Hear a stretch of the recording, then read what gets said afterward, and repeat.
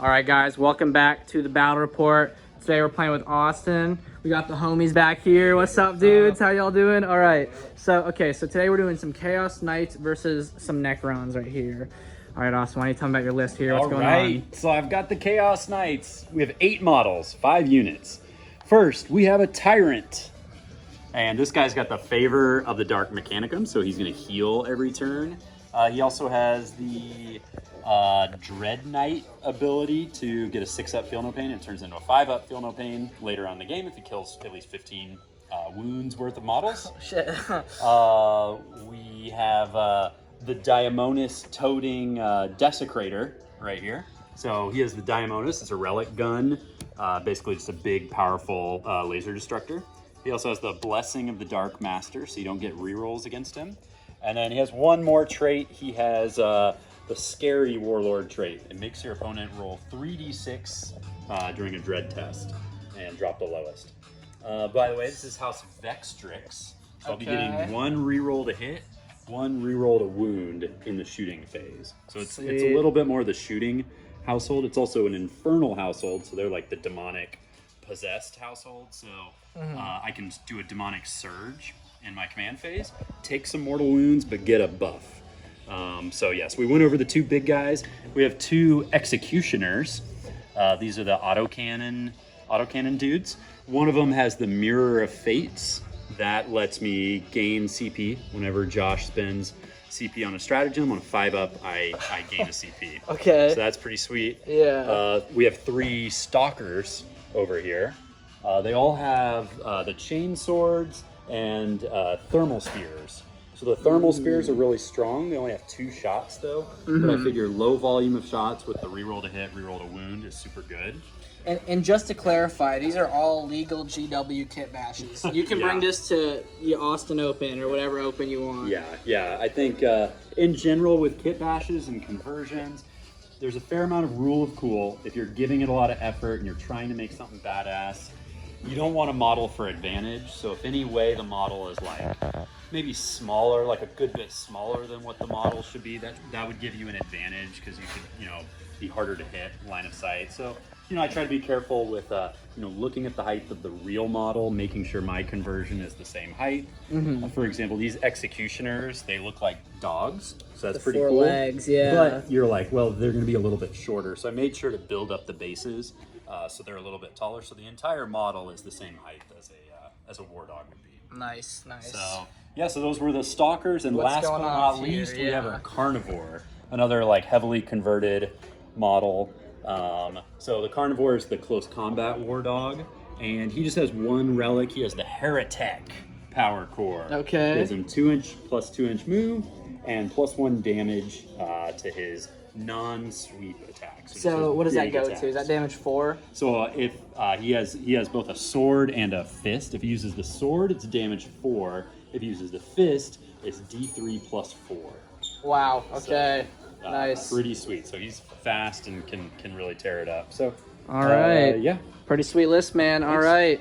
So over here we got the Novak Dynasty, just running some heavy melee stuff. So the big thing you'll notice for her first time on YouTube, this is Kim Kardashian, the Tesseract Vault.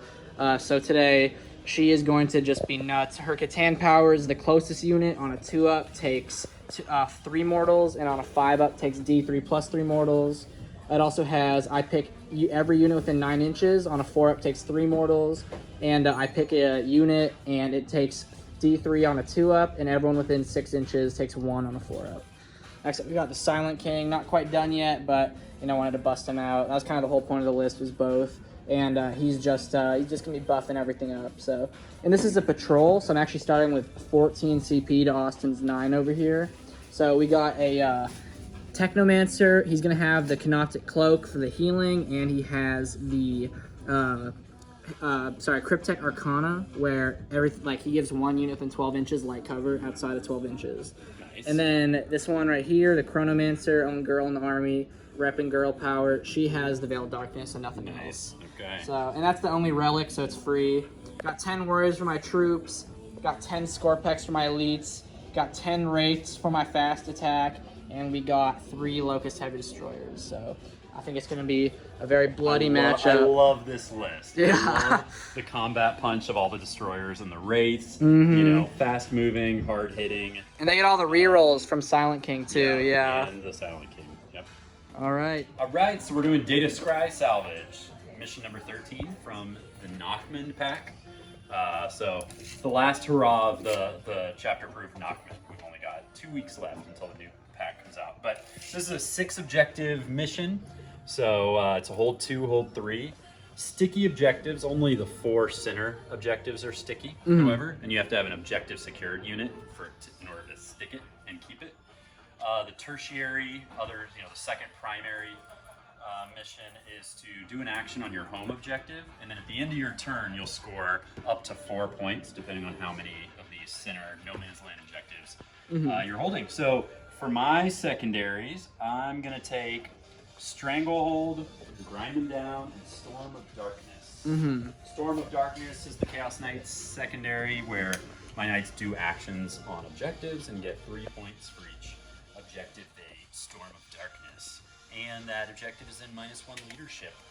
Okay. Oh, that makes my dread test worse. Yeah. Dread test worse a little bit. So nice. So you do the action, and the rest of the game, I'm -1 leadership on that. if you're Okay. Cool. if you're touching the objective. Yeah. Sweet. So for my secondaries, I'm doing Bring It Down, and I'm doing Purge the Vermin. So everything that is not in a table quarter of mine at every turn except so every table quarter you're not in, I get 2 points except turn 1. Okay. And then I'm bringing Raise the Banners. Cool. All right. So here is the deployment for the match.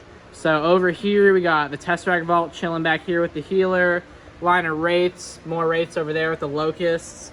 Bunch of Scorpex over here on the Silent King, some warriors, and a Chronomancer. So pretty typical setup over here. But unfortunately, Austin over here got turn 1. That's why I have a big smile on my face. Tell me about what's happening here. You have here. a big target that's not obscuring, but it's not able to be obscured. I had that happen to me in my last match. They had big guns, and I have big stuff that can't be obscured. So I'm really stoked to go first. Yeah, deployment is, fairly aggressive. The Tyrant is as far back as possible, but yet he's still 8 inches to walk forward and touch this piece of terrain to be able to shoot, most of the board. But this map often kind of goes hammer and anvil, as like he moves that way and I move this way. So I've got the long range shooting what do they call them? Exorcist, not Exorcist. I play Helverin, Sisters. or yeah, not the Helverin equivalent.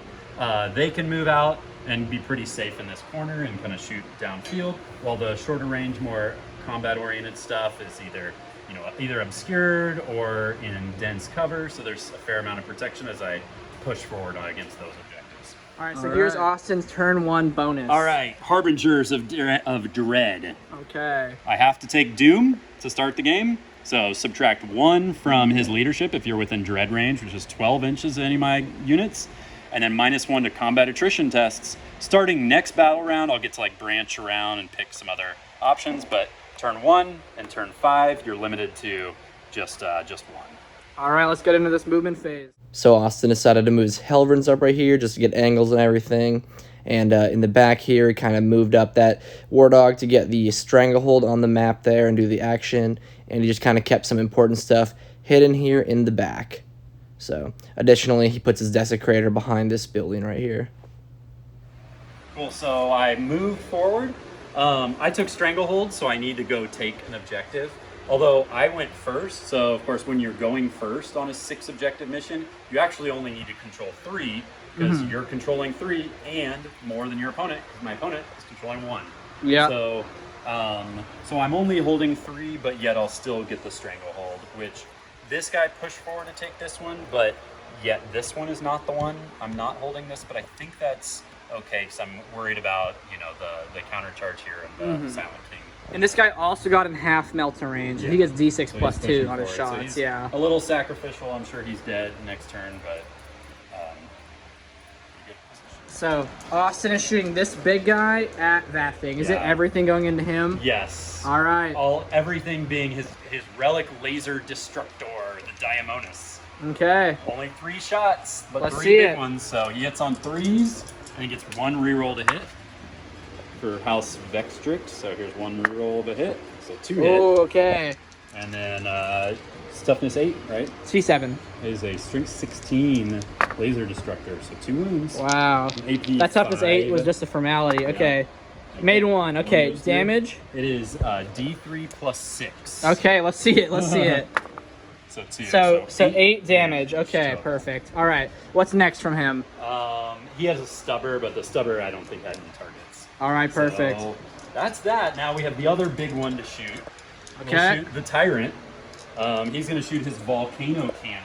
Oh no, you're gonna shoot it at, man. I wonder. can't figure it out. Is Kim Kardashian gonna get blasted? He's not a fan of him. All right, let's see it. Let's see it. So he's got a bunch of different guns. His volcano cannon and his plasma decimator.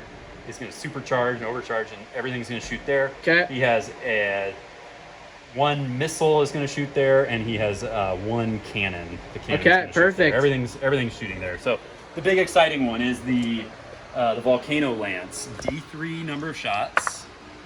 2 shots. Okay. We'll take that. So hitting on 3s. Both hit. Strength 16. Okay. 2s. 1 reroll to wound. Okay. 2 wounds. All right, give me 4s. 5. Made 1. Damage? Yeah, it is D6 plus 8. Oh my god. I've taken 17 wounds. All right, continue. Yes. Yes. 17. Okay, so he's going to supercharge the plasma. Yep. So 2d6 number of shots. Okay. 7 shots. 2, 3, 4, 5, 6, 7. Ones, he overheats and takes some mortal wounds. Okay. Which is not super good. And he's used his 2 rerolls, so he takes 4 mortal wounds there. Wow. And I missed a 4 total. So that's not super cool. But it's strength 9. So 3s. And it's getting +1 to wound because he did the demonic surge. Oh shit, that's so 2s. 2s. So 2, AP 4, 3 damage each on these. I'm gonna use ones. my brand new mushroom dice from the Renaissance. Oh, that's not a mushroom, whatever. Made neither. Oh my god, So they 3 fucked damage me over. each. Okay, so 6 total. more. I've taken 23. Is that it for him? He has a missile. All right, go for it. This ignores invul saves. Okay. It's a 1-shot missile, and it misses. And then the last thing, he has 2d3 for his siege breaker cannon. So this is number of shots, so 3 shots, hitting on 3s. 3 hit. It's a strength 7. You say he's toughness 7, Yep. right? So 4s. And so 1 save, AP 1, 2 damage. 3. No, 2 okay. damage. Hold up. That is okay, cool. So I've taken 19. I've taken 25 damage. Alright, so you got 4d3 shots and you got it looks like 9 shots. Yep, from the first From these executioner. guys Yeah. into there. Yeah, From this is one just guy. one, Okay. Yeah. They shoot a Cool. lot. Hitting on 3s, they're rerolling 1s for being near the decimator. And then they reroll 1 of the misses. Okay, so all those hit. Strength 7, and he's toughness 7, so 4s. Ooh, okay. 1 reroll. Okay, that is a lot of 2s. That is one. So, Okay, one here we save, go. 2. Here we go. Give me 4 up. Got it. Nice. Dang. Wow. D3 number of shots. Okay. Second one shooting. Hit. Okay. Not as many shots, but hitting on 3s, reroll 1s for being near there, and I get 1 reroll. Okay. Winning on 4s with 1 reroll. There's a reroll. Okay, so that's better. 4 Got saves. 4 saves. 3 damage. So if I lose 2 of these, I'm gone. I need to make 3 4-ups or Kim explodes. Or maybe not explodes, who knows. Oh my god, I'm gonna CP that. No! Alright. Let's see if she blows up. She do not blow up. Damn, she goes down quietly. That's how it goes turn 1, Kim. You had 5 health left. What's a good like Kim Kardashian saying or something she can like say when she leaves? Something she said. I hate my husband. Yeah. Alright, and Overlord Kanye, he's actually not making an appearance in this game, you know. Normally he's on his Doomsday Arc driving around. But I do keep him. I have him in the box right now. Here he is. Alright, so end of my movement phase. I gave my will be done from him on these guys and these these warriors, and then I gave the 5-up invuln and reroll charges on the warriors. I got these raced over here, going to try and steal this objective. Let's see here. So, and then we're gonna go ahead and have the Scorpex right here, gonna do the action to everything I control, which is just 1. I'm going to gain 1 point on the primary, secondary. And then I'm going to go ahead and raise banners with these score picks. So some shooting phase stuff. Wraith came up here, did some damage over there, the Locust did, and then this Knight in the back is all the way down to 1 health remaining, so he's very heavily bracketed. And then in the fight phase, we're able to wrap up this Knight right here. All right, so I'm trying to kill that Knight right there with my Wraiths. I have 20 shots, hitting on 3s and winning on 4s. AP 3, -1 damage. Ready. Here we go. What do we got? Oh, that's a good roll. Nice. Got 3 fails, okay. Okay. Wounding on 4s, because strength 7 with the CP I spent. Okay, over there. Oh, rip. Oh, that's Oh, shit, okay. All right, so that's 1, 2, 3, 4, 5, 6, 7, 8, 9. All right. 9. So why don't you roll your saves real quick? Yeah, I spent a strat to be -1 damage. So you have 6s, and you need at least 2 to survive. 7, 8, 9. So 9 of them. You said what's the AP? 3, because Novak. Okay, here's the first 6. Okay, you survived. You said AP 3, right? Yes. Okay. So he is gonna live. All right. On 1. So he's on 1 health. 1 health left. Damn. All right. Sweet. And this guy's on 1 health too. So basically, recap of the round. These guys tore it up. They didn't tear it up. They tried to tear it up. And then these guys whiffed. But it was a good round. I took some points, and I'm ready for round 2. All right, battle round 2. I get to pick one of these 3 traits. Even though he's leadership 10 across the board, I'm going to go with Geist Storm in the Darkness table, which basically means if he wants to shoot at something that's not the closest, he's got to pass a dread test. Okay. If he wants to charge something, he's got to pass a dread test. If he fails the dread test on the charge, it halves the charge distance. And with leadership 10, you know, he's getting -1 leadership. You know, it's not super likely, but it's still a very strong one to take. So. All right, what's your plan for this battle round now that you have rain to destroy? You haven't pushed out super hard, so I think I can just kind of counter with as few resources as possible, try to keep some stuff back. It's kind of surprisingly a bit of a trade game right now, so we'll try to keep it that way and see how much damage the big knights can inflict now that they're going to start to spread out their fire across multiple units. All right. For Austin's movement phase, he brought his Desecrator out and pushed the Helverin up just a little bit to get on that objective. He also moved his Carnivore from one piece of Obscuring to the next, just keeping it safe this round, and he moved out his Castellan equivalent, and that War Dog stayed still. These guys also ran up a little, or they ran back a little bit for protection. All right. I focused a lot of shooting on this Wraith squad. I thought that the Tyrant would do a little more damage than he did, but I wasn't able to finish off that squad. But I did fall this War Dog back, and then he spent 2 CP so he could shoot and charge. So he charged right back in. Wasn't quite enough to kill that Wraith, but at least I'm on the objective. So I do still get the Stranglehold, and we'll deny this one. So I'll hold Josh to a 4 on this turn, which is That's good. correct. I only hold 1, 2. I killed one Menhir with the Diamonus kind of coming around this angle. Yep. So yeah, you know, not a bad turn. I'll get 3 for the tertiary, so I'm out on these 3. And Awesome. I feel like I'm still far enough away that I will hopefully not get charged by a whole bunch of scary stuff quite yet. Okay, so it's the end of my movement phase here. So basically, we ran the warriors up. We advanced them, but they do have my will be done, so they're going to just be right there. And over here on this end, I ran the Wraith that was previously engaged to here. I ran him right up here, so he's going to steal that objective just so I can get that extra 1 point. These Wraiths kind of, from this objective, ran over here. They ignore the dense cover, so they're just fine. They're going to fuck that guy up, hopefully. And then over here, we got the... These guys kind of stayed still. They moved back a little bit just inside 36. And they 5-up invul and reroll charges one of these Scorpex who moved up. And they're going to try and take out this guy right here if we're lucky. All right. These Wraiths ran up onto the dense cover since they ignore terrain when they move, and they're getting close. Additionally, these warriors are holding this point right here after blasting that knight to death. This Wraith is just kind of chilling in the back, doing his thing, holding that objective. All right, so we're filming. We need a 5-inch charge from here to here because it's just outside 6. And I'm re-rolling. Got it. I made it. All right. So I've lost a bunch of war dogs. I'm 4 war dogs down, but the big knights are pretty much still kicking, but I don't really have like a lot of board control since I'm down to only 4 models. So stranglehold and stuff's gonna be tough. I think I can counter in melee right here. And you have obsec too, yeah. I do have obsec. I can maybe shoot them off,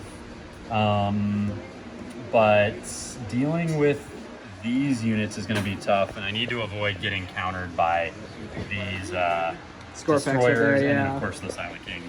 Yeah, buddy. What's up? What's up? Mitchell is making a cameo in the battle Yeah. report. What's up, Mitchell?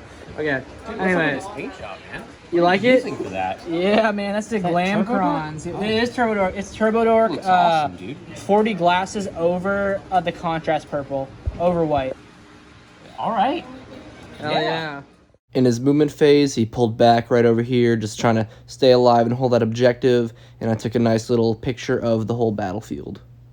So Austin is gonna shoot everything except the missiles and the what are they called? The big Yeah. guys with the cannons. Yeah, the Siegebreaker cannon. He's going to choose 1 Siegebreaker cannon and 1 missile at the Lone Wraith back there, and then everything else at these wraiths. All right, and they're -1 to hit. Let's see what happens. Or -1 to hit. He is actually outside of range of his meltas. I'm a dummy.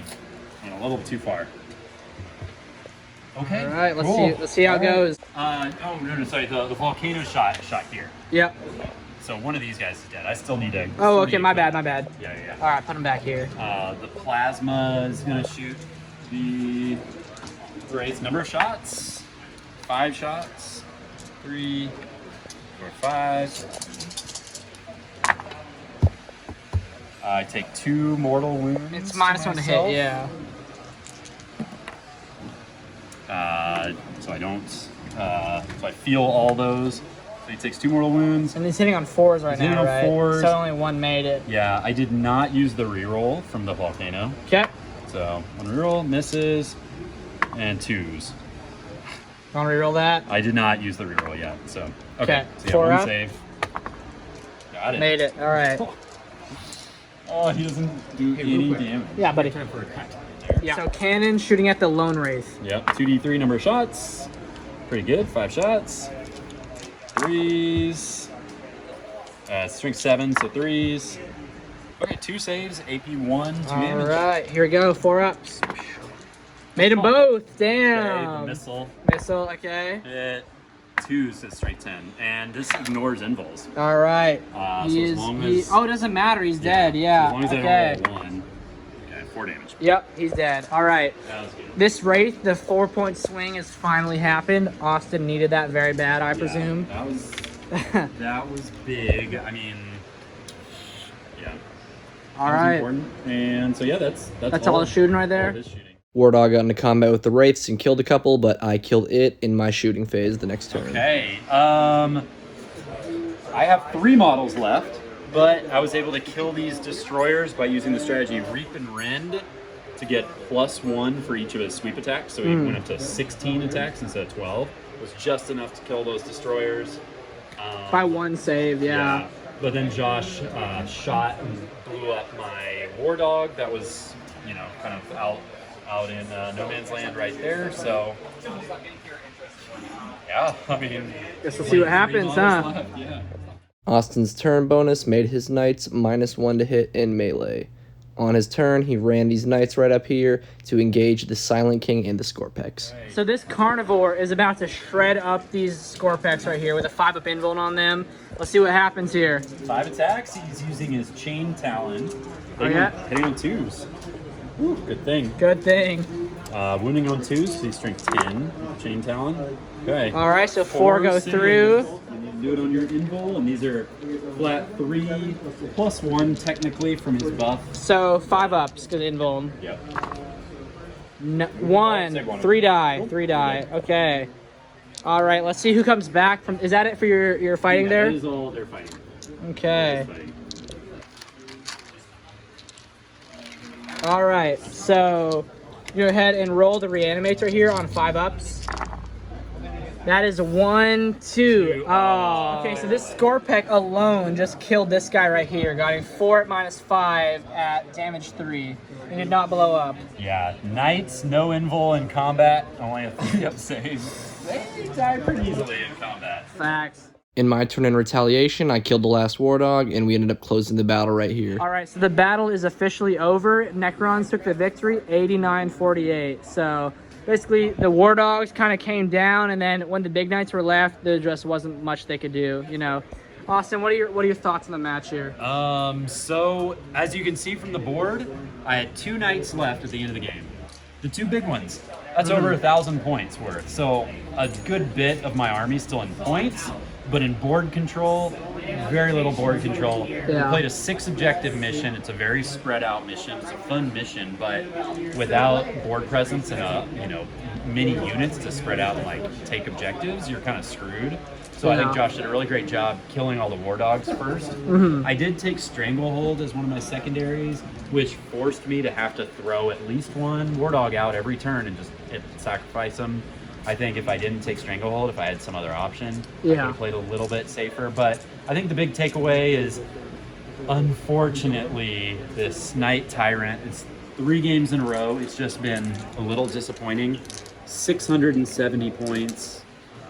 The better list is probably 4 more war dogs. It's probably 1 big knight and 10 war dogs. That's probably the list. Yeah, I think 2 big knights. I think you could and have 6 cornered me a lot better, kept me in my deployment zone and stuff. Yeah. Yeah. So that's probably the list. I'll get to eventually in the future. But yeah, it was a great game. Yeah, man. Good game, man. Thanks for playing with me, bro. Yeah, that was awesome. All right. At the end of the battle here, the final score was Chaos Knights 48 and Necrons 89. I learned a lot from this battle. I figured out how to fight Chaos Knights. Just really going for the little stuff and working your way up is really just the way to go in this situation. I had some good dice rolls throughout the game. We had some intense moments, and Kim got popped turn 1 before I could even use her. But overall, it was an amazing game. I love Austin. I love playing Austin. And thank you very much for watching.